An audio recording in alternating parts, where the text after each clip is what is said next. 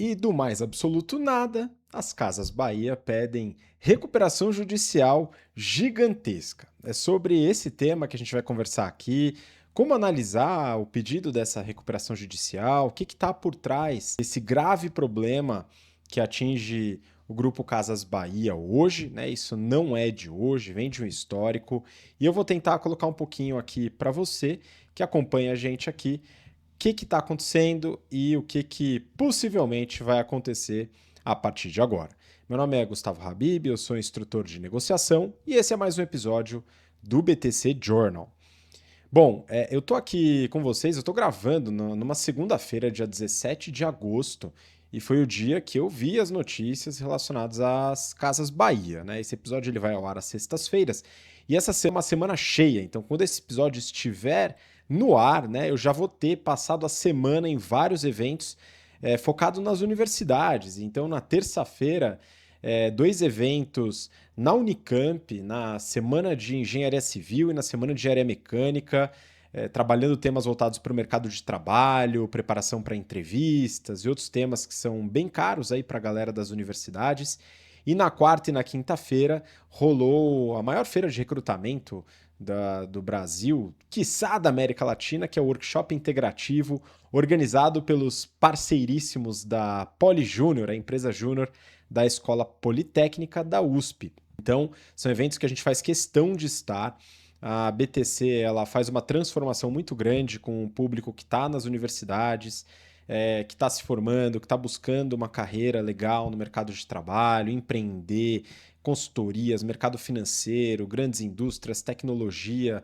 E a BTC já ajudou mais de 11.500 pessoas só nos nossos cursos abertos a desenvolver as suas carreiras. Né? A gente tem cursos voltados para o público também de liderança, founders, executivos, etc. Mas talvez o nosso maior volume ainda seja do público que está entrando no mercado de trabalho e, particularmente, acredito que é onde a gente faz ainda maior diferença. Né? Então, um grande abraço para todo mundo nos eventos que a gente participou ao longo dessa semana. Mas vamos lá para o nosso podcast. Inclusive, se você está acompanhando pelo YouTube, já aproveita, curte o conteúdo. Se você já acompanha, compartilha com as pessoas. Se você ainda não conhece, espera um pouquinho. No final, se você gostar, você deixa o like e se inscreve no canal.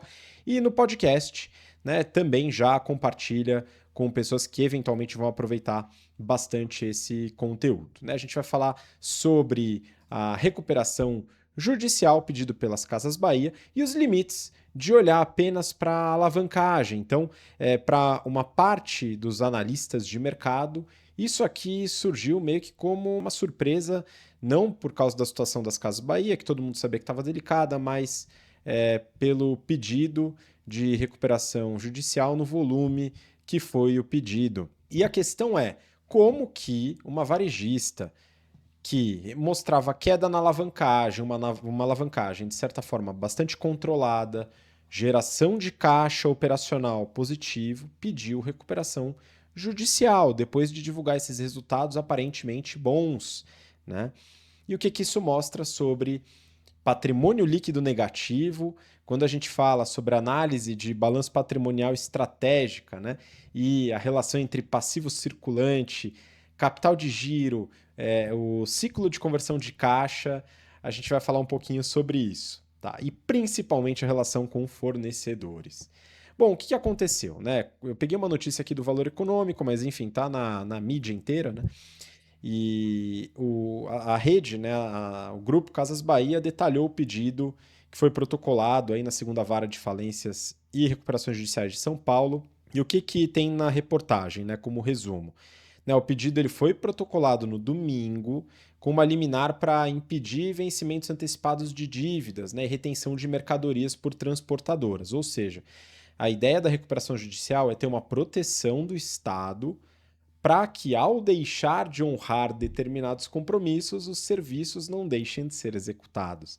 Né? Então, essa é uma forma da empresa se resguardar perante seus principais interessados, stakeholders, né? Principalmente fornecedores, que a gente vai falar aqui, para que as coisas continuem andando de certa maneira. O passivo total dentro da recuperação judicial é de 17,3 bilhões, com B de batatinha, de reais, sendo que desses 17,3, 16,4 são o que eles chamam de credores quirografários, né? Que são credores onde não há garantia. Boa parte desses credores são fornecedores, né? Você fala, pô, o fornecedor ele empresta dinheiro para a empresa, para as Casas Bahia? Não. É que existe uma relação financeira dentro do capital de giro e do ciclo de caixa que faz com que haja um certo financiamento da empresa pelos fornecedores. Está relacionado com prazo de pagamento de fornecedores. E os fornecedores, né, eles têm contas que vão ser pagas pelas Casas Bahia, o que o tornam credores. Eles não são instituições bancárias que emprestam recurso. Eles fornecem bens, aqui a Casas Bahia é um grupo de varejo, ou seja, compra produtos para revender nos seus pontos de venda. E isso faz com que esses fornecedores tenham uma relação de credores também. Né? 750 milhões em ações trabalhistas, isso aqui eles pediram, inclusive, um recurso específico para lidar com isso, eu vi numa notícia posterior, e mais ou menos 150 milhões aí, microempresas, empresas de pequeno porte, que também tem relação com o grupo. Né? As Casas Bahia já estão numa situação delicada há alguns anos, né? Desde 2019, eles passam boa parte dos trimestres reportando prejuízo. Há muito tempo, quase todos os trimestres, se eu não me engano, 20 trimestres dos últimos 30 foram prejuízos reportados. E a rede já tinha pedido uma recuperação extrajudicial em 2024, onde não há proteção específica da justiça, mas há um acordo entre os principais acionistas, eventualmente fornecedores, né, para poder ter um alívio nas contas. Isso foi feito em 2024. Havia expectativa de fazer uma nova extrajudicial agora, mas eu acho que a situação ficou um pouco complicada, eles tiveram que partir para a solução judicial. E aí teve uma redução das linhas de crédito de fornecedores e seguradoras, né, que travou a reposição de estoque. E esse aqui é um ponto-chave dentro desse processo, dessa crise toda. Né? O estoque ele caiu de 95 para 75 dias, os dias de estoque dentro do ciclo de conversão de caixa. Isso entre março e junho. E eles consideram que 90 dias seria o mínimo estoque de segurança. Ou seja, a empresa ela teve uma redução desses estoques, o que prejudica bastante sua operação nas mais de 1.000 lojas que eles têm ao redor do Brasil. Inclusive, existe um plano forte aí de reduzir isso em mais ou menos 70% do volume que está hoje. Né?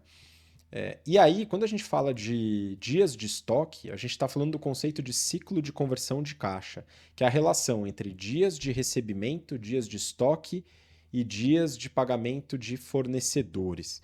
Isso aqui traz uma certa métrica, né, que seria esse ciclo de caixa, que mostra uma saúde no capital de giro, né? Uma das métricas que mostra a saúde no capital de giro. Mas tem algumas nuances estratégicas que a gente aborda nos nossos cursos, no GBP, o General Business Program, que é focado para essa turma mais nova mesmo, que a gente foi visitar essa semana, e o Strategy and Finance, que é o nosso curso voltado para líderes, founders, executivos, onde a gente analisa estrategicamente o ciclo de conversão de caixa. Saber fazer a conta é simples.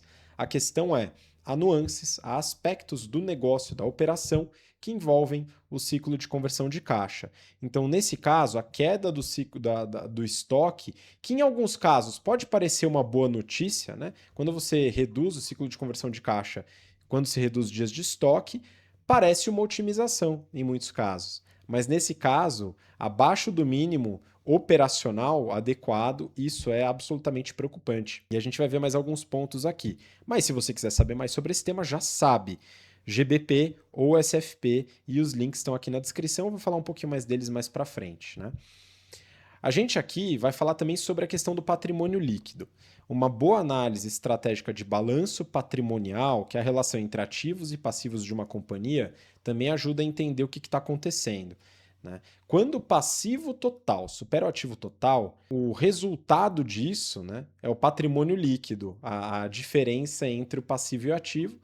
E um passivo maior que o ativo resulta necessariamente num patrimônio líquido negativo, que é um sinal de insolvência. Né? Você tem muito mais passivos, muito mais dívidas e ônus do que você tem de ativos, de bens, né? De recursos com os quais esses ônus vão se sustentar. Isso foi indicado pela EY, que é a auditoria que faz os balanços, né, que audita as Casas Bahia, responsável por assinar os balanços ali, inclusive é cliente nossa. A EY é um cliente antigo aí para quem a gente fornece treinamentos, principalmente para a divisão estratégica da EY. Então, fica um abraço aí para o time da EY, principalmente Parthenon aí, né, já são parceiros aí a longa data. Enfim, eles fizeram um trabalho de auditar, e aí é tarefa deles, né, fazer esse tipo de sinalização. E eles colocaram dúvidas sobre a capacidade de operar sem uma reestruturação ou uma recuperação, né? Bom, vamos lá. Alguns pedidos, né, alguns sinais que antecederam essa recuperação judicial. O primeiro são os prejuízos recorrentes ao longo dos trimestres, aí vários, e no último trimestre, um prejuízo recorde de mais de 10 bilhões de reais. Esse prejuízo, ele é um prejuízo que tem efeitos não recorrentes e sem efeito caixa, né? E aí eles colocam isso no resultado divulgado, as Casas Bahia, mostrando como sendo um sinal de baixa preocupação, né? Ah, teve um prejuízo, mas ele não foi tão grande, porque esse aqui é mais contábil mesmo e não tem efeito caixa. E de fato não tem, tá? Mas as baixas contábeis que formam esse prejuízo são bastante preocupantes do ponto de vista da análise do balanço. Por isso que a gente comenta aqui que é importante ter uma análise integrada da companhia para poder entender a situação como um todo. Então, tudo bem, o prejuízo não é tão preocupante, no entanto, o que confere a característica desse prejuízo enorme é preocupante no balanço, né? Não no demonstrativo de resultado ou no P&L, especificamente. O segundo ponto é o patrimônio líquido negativo, né? Então teve esse patrimônio de 8,2 bi de reais negativo no segundo TRI, contra 1,5 bi positivo, né? E isso foi resultado também, em partes, dessa baixa contábil, desse reajuste no valor de determinados ativos das Casas Bahia, que fizeram com que houvesse esse ajuste do patrimônio líquido, mostrando uma baixa capacidade de arcar com suas obrigações reais, né? E aí tem um aspecto fundamental aqui. O passivo circulante, que é o passivo, né, são as dívidas e ônus de curto prazo, as contas a pagar que você tem que pagar nos próximos 12 meses, as dívidas que você tem nos próximos 12 meses, supera o ativo circulante em mais de 7,8 bi de reais no consolidado. O que isso quer dizer? Né, isso quer dizer que o índice de liquidez corrente, né, a relação entre passivo e ativo circulante, está muito ruim para a empresa. Ela não tem ativo circulante suficiente para arcar com suas dívidas e ônus de curto prazo. Isso é muito sério, né? E isso aqui está muito alicerçado nos fornecedores. Boa parte desse passivo circulante é dívida com fornecedor, são contas a pagar que há sinais de que ela talvez não pagasse, né? E aqui teria uma quebra operacional gigantesca que certamente seria ainda pior do que a recuperação judicial, né? E os fornecedores tentaram, né? No terceiro ponto, a gente coloca que o fornecedor ele estendeu o prazo, mas as seguradoras reduziram o limite de crédito na mesma proporção. Ou seja, apesar do aumento do prazo, né, as seguradoras falaram: olha, vamos segurar aqui porque talvez haja algum problema no pagamento. Ou seja, eles estão pedindo mais prazo, mas não é que há uma perspectiva de que no prazo novo vai ser pago. Não. A perspectiva é de que no prazo novo vai ser calote, né? Essa é a questão que eu acredito que foi a principal dentro dessa recuperação judicial. Então, você tem dívidas bancárias, você tem uma série de outras coisas, mas os fornecedores são um volume muito grande que são responsáveis por esse índice de liquidez corrente, né, relação entre ativo circulante e passivo circulante muito ruim para as Casas Bahia e que fez com que ela precisasse de ajuda para cá. E lembrando, a gente está falando que os fornecedores aqui são credores sem garantia, né, os quirografários, e isso é altamente problemático, né, o que geraria de ônus judiciais aí não é brincadeira, né? Um quarto ponto, né, fala sobre o financiamento debtor in possession, né, para recompor os estoques, né? Então, a gente fala aqui também de credores, né, e de formas de dar seguro para os estoques, né, para a recomposição dos estoques. E aí você tinha uma meta, né, de 3,7 bi de reais, mais ou menos 400 milhões acima do nível atual. Aqui mostrando que há um problema também nos estoques. Ó, fornecedores, estoques, a gente está falando aqui de capital de giro, puramente capital de giro. Então, são aspectos que levantaram a atenção da EY, dos analistas, e meu aqui também, para entender o que estava acontecendo, né?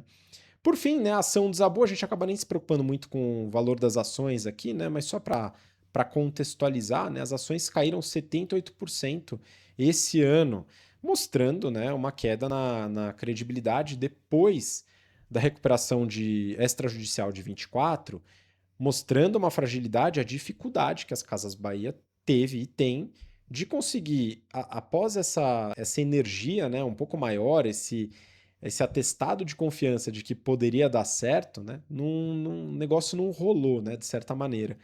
Então, a gente vê vários elementos contribuindo para o degringolar da situação das Casas Bahia.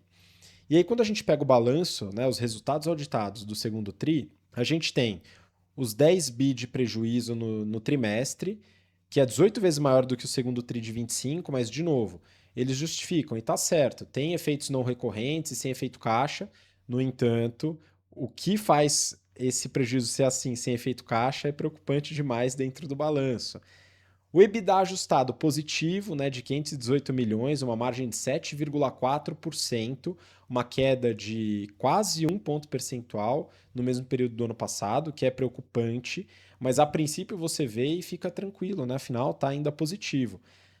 O patrimônio líquido negativo é 8,2 bi, reflexo de ajustes, de ajustes contábeis grandes, né, dentro do balanço. E aí você vê o fluxo de caixa livre da firma, 798 milhões. Né? Quando eu vi lá no demonstrativo de fluxo de caixa, eles têm também um valor positivo, né? Uma geração de caixa operacional no semestre. Mas a que se deve essa geração operacional de caixa? Esse é um dos pontos relevantes aqui. Né? Por quê? Porque boa parte dessa geração de caixa operacional se deve ao alongamento do prazo de pagamento com fornecedores, porque a linha de contas a pagar a fornecedores, ela é gigantesca, ela passa ali, se eu não me engano, eu não estou com esse número aqui, tá? Mas algo 5 ou 6 bi de reais de contas a pagar a fornecedores. E aí teve uma mudança nos dias para fornecedores que eu vou colocar no próximo slide que eu compartilhei aqui. Né? Se você está só ouvindo o podcast, inclusive, né, tem um material visual aqui para quem quiser ver no YouTube, no próprio Spotify, e depois a gente vai deixar isso disponível para vocês dentro de uma plataforma nossa da BTC. Então, assim, o fluxo de caixa livre positivo, geração de caixa operacional, né, a empresa está gerando caixa. O problema é que ela está gerando caixa hoje em função de dívidas gigantescas, principalmente com seus fornecedores, que ela não vai conseguir pagar no futuro. Então não é só a geração de caixa hoje, a gente tem que entender o contexto como um todo. Ela está gerando caixa hoje porque está deixando de pagar fornecedores que ela não vai conseguir pagar no futuro. Por isso, a recuperação judicial. A mesma coisa com a alavancagem. A gente sempre fala muito do índice de alavancagem, né, que é a relação entre dívida líquida, que são as dívidas, né, que a empresa tem ali para bancar suas operações, com o EBITDA. E aí tem a questão de que a dívida líquida pode ser ajustada, e aqui certamente foi ajustada para não considerar fornecedores, né? Geralmente não é mesmo, ele considera muitas dívidas bancárias, e o EBITDA também pode ser ajustado, né? Então você tem uma alavancagem baixa, mas isso não significa que a empresa está tranquila, está bem gerida, né? Ou está sem a corda no pescoço. Os estoques somam mais de 4 bi de reais em junho de 26, com 75 dias de estoque, abaixo do mínimo de 90 e dos 95, que era o mesmo período do ano passado. O passivo total no pedido da RJ foi de 17 bi e eles têm uma reestruturação na rede, né, com fechamento de 298 lojas de mais de 1.000 lojas, né, aquilo que eu comentei, né, 30% mais ou menos da queda do número de lojas. E aí, vamos lá, né? A alavancagem melhorou? A alavancagem melhorou, mas o balanço continuava frágil por outras coisas que a gente observa lá, né? Então, a dívida líquida ajustada de 1,2 bi, né? que inclui fornecedor convênio, né, FDIC, dentre outras coisas, o que faz com que a alavancagem, né, que a dívida líquida sobre EBITDA ajustado seja de 0,5 vezes, que é bastante razoável, né? A gente fala que quando passa de 3 vezes o negócio começa a ficar um pouco sério, né? Nesse sentido, nessa métrica. Mas a gente não pode analisar isso individualmente. Por isso que a gente martela muito no entendimento mais generalista de temas de finanças, marketing, estratégia. Aqui a gente está falando muito de negociação com fornecedores, que envolve a capacidade de pagamento da empresa, o ciclo de conversão de caixa, né? Dentre outros temas, né? A própria estrutura, né, da empresa, as margens que ela consegue, o ambiente competitivo que ela se encontra, isso tudo afeta, né?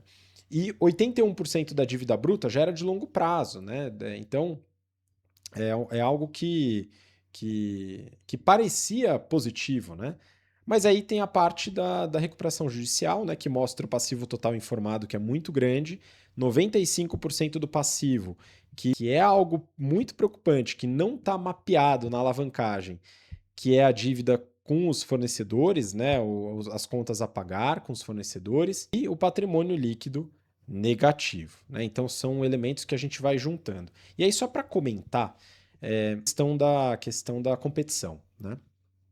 No episódio passado, eu analisei os resultados do Mercado Pago, que é a fintech, né, a parte financeira do Mercado Livre.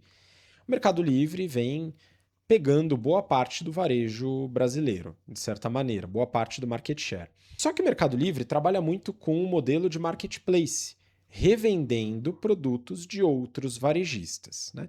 Inclusive das Casas Bahia. O que tem acontecido, tá, nas Casas Bahia estrategicamente falando? Né? As suas lojas têm performado mal, os seus produtos online, seus e-commerces têm performado muito mal, enquanto o Mercado Livre, Shopee, dentre outras, tem ganho market share. Né? Só para voltar, né? As Casas Bahia, o Grupo Casas Bahia, contempla algumas marcas. Né? As Casas Bahia é uma marca do grupo, Ponto Frio é outra marca, e aí você tem os sites, né, os e-commerces, tanto das Casas Bahia como do Ponto Frio.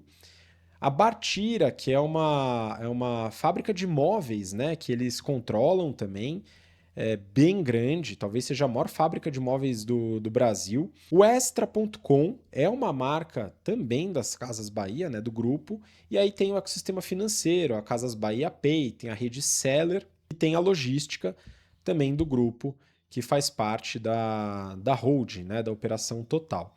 Então são várias marcas aí que as Casas Bahia trabalham. E aí o que acontece? Dentro dessas marcas, né, ela vem vendendo mal tanto nas lojas físicas, principalmente no e-commerce. E aí o que as Casas Bahia e outros varejistas fazem? Eles incluem suas lojas dentro dos marketplaces das empresas que vêm crescendo, como por exemplo o Mercado Livre. Né? Passarinhos me contaram que o Mercado Livre vende milhões de reais por dia via Casas Bahia. Qual que é a questão aqui? A questão é que, e esse número não me foi aberto, eu não achei ele no resultado das Casas Bahia. Se você sabe, se ele é aberto, deixa aí nos comentários, né? Qual que é a taxa de desconto praticada pelo Mercado Livre na venda dos produtos das Casas Bahia? Porque o Mercado Livre, para poder vender esses produtos, fica com uma taxa. A gente chama de take rate, né? A taxa do serviço ali do marketplace, de você poder disponibilizar os produtos e a sua loja lá e vender os produtos por ali, né? E aí você tem uma queda de margem, certamente. Isso se reflete no balanço como queda de margem. Por quê? Porque parte relevante das vendas das Casas Bahia estão localizadas em marketplaces, onde a margem é reduzida. Ou seja, isso aqui também pode mascarar eventuais resultados. Porque você pode ter, a venda ela melhorou, a venda teve a receita, o GMV, teve um crescimento, não caiu tanto. Você pode ter discussões dessas, mas o canal de distribuição, aonde está sendo vendido, importa. E aqui certamente está fazendo diferença. Vamos lá. Toda a questão, né, que a gente coloca aqui é que ter uma alavancagem baixa não significa que está tudo bem, não significa solvência necessariamente.